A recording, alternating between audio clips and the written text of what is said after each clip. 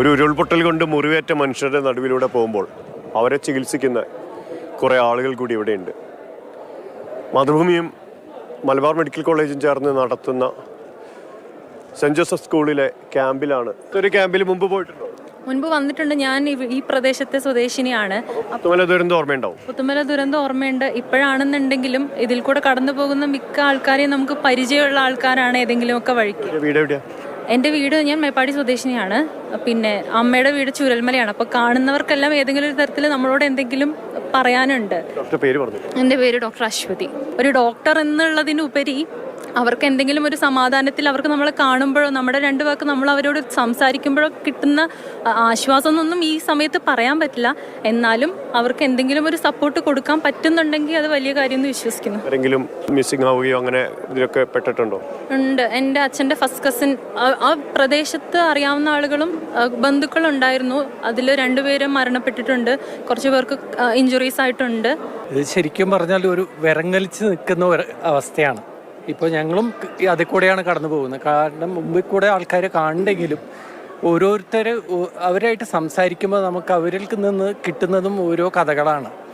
ആ കഥകൾ വേദനിപ്പിക്കുന്നതും ഒപ്പം തന്നെ ഞെട്ടിക്കുന്നതാണ്. സ്ഥിരമായി മരുന്ന് കഴിച്ചുകൊണ്ടിരിക്കുന്ന ആൾക്കാർ ഒറ്റ സെക്കൻഡ് കൊണ്ട് പ്രാണൻ മാത്രം കയ്യിലെടുത്ത് പോരുമ്പോൾ അവരുടെ കയ്യിലുള്ള മരുന്നൊക്കെ നഷ്ടമാവുന്നുണ്ട്. അവരെങ്ങനെയാണ്, അത് ഏത് കോഴ്സിൽ നിന്ന് അവരെങ്ങനെയാണ് നിങ്ങളത് സ്റ്റാർട്ട് ചെയ്യുക?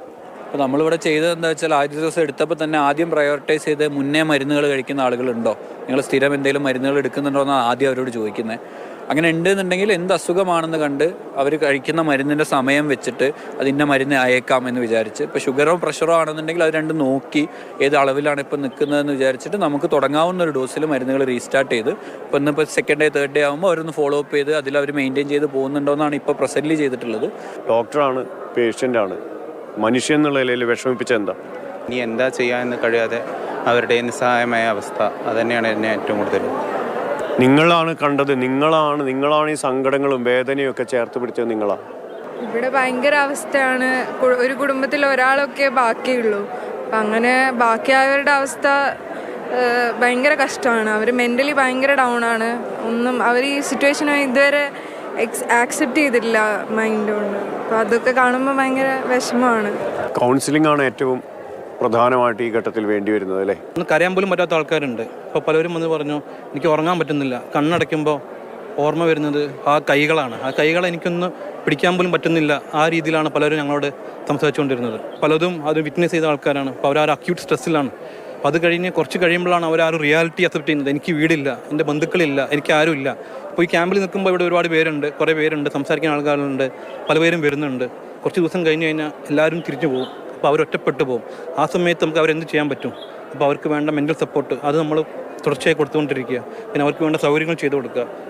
അവരൊറ്റയ്ക്കല്ല, നമ്മളെല്ലാവരും കൂടെ ഉണ്ട് എന്നുള്ള ഉറപ്പ് അവർക്ക് കൊടുക്കുക എന്നുള്ളതാണ് നമുക്ക് ചെയ്യാവുന്ന ഏറ്റവും വലിയ കാര്യം. ആൾക്കൂട്ടങ്ങൾക്കിടയിൽ തന്നെ ഒറ്റപ്പെട്ടു പോകുന്നവരുടെ നാടാണ് പലപ്പോഴും നമ്മുടേത്. അപ്പോഴാണ് ഒരാളുമില്ലാതെ അക്ഷരാർത്ഥത്തിൽ ഒറ്റപ്പെട്ടു പോകുന്നത്. നമുക്ക് കൊണ്ടെത്തിക്കാനാവുന്ന ഓരോ തൊടലുകളും വിരലൊന്ന് നീട്ടിത്തൊടുന്നത് ഒരു മനുഷ്യനെയാണ്, ഒരു സങ്കടത്തെയാണ്, ഒരു പ്രാണനെയാണ്.